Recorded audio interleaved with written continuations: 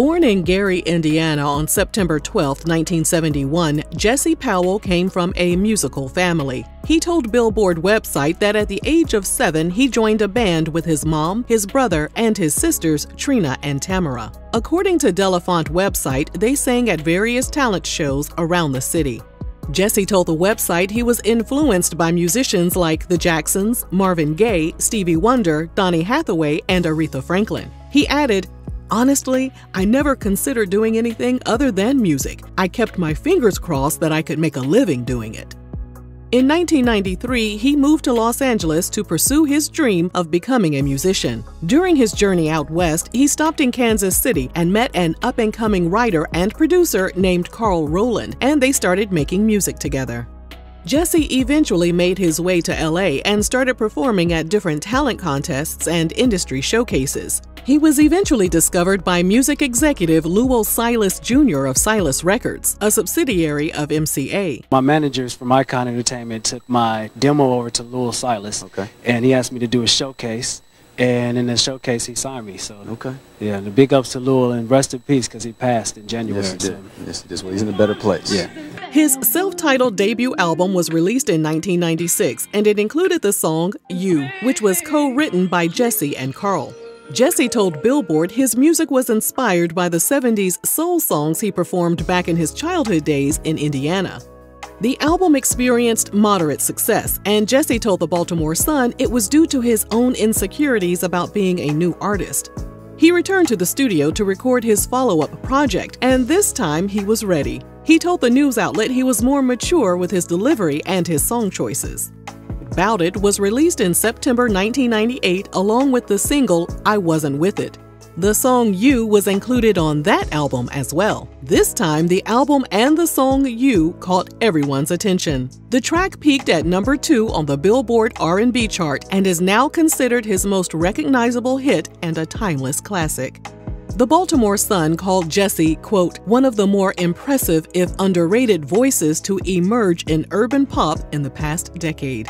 Jesse was in his own lane and enjoying every minute of it. He told the news outlet, "Everybody right now is trying to sound like R. Kelly. Me?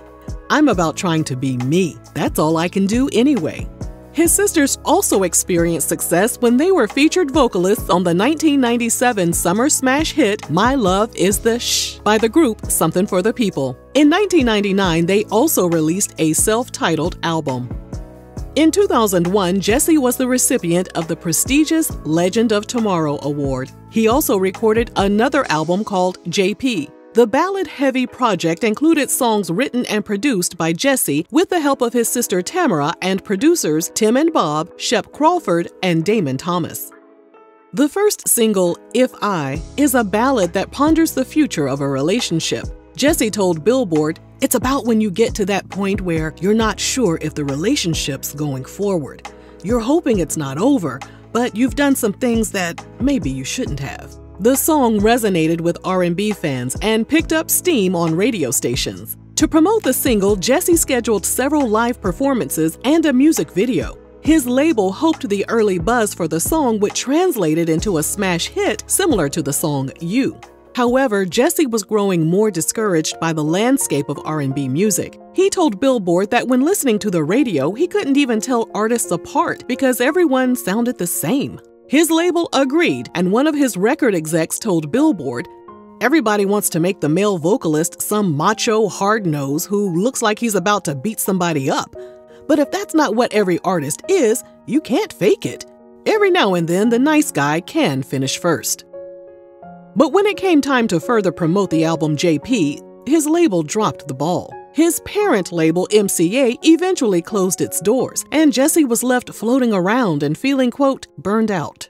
He told the Baltimore Sun it took him a while to get his business affairs in order. He added, "Things had gotten really messy.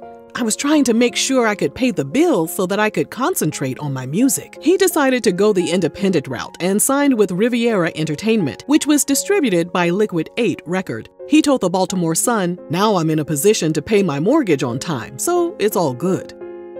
His album Jesse was released in 2003, and it would be his last. From there, it appears that Jesse left the industry to live a more private life. In recent years, RRG has attempted to get in contact with him to see if he'd be willing to provide us an update on his career. We even reached out to his sisters, but our messages remained unanswered. Like most of his fans, we decided to remain patient in hopes that Jesse would pop back up on the scene and surprise us with new music, but it never happened. Sadly, on September 13th, one day after his 51st birthday, Jesse's sisters shared via social media that Jesse had peacefully passed away at his Los Angeles home. In their online message, they added that Jesse loved music, and he especially loved his fans who supported him throughout his career. At this time, the cause of his passing is unknown. Jesse was an incredibly talented musician that impacted music lovers across the globe. Today and every day, we celebrate his legacy and his artistry. We send our condolences to the Powell family, and we thank Jesse for sharing his talent with us. His passion for music will live on forever.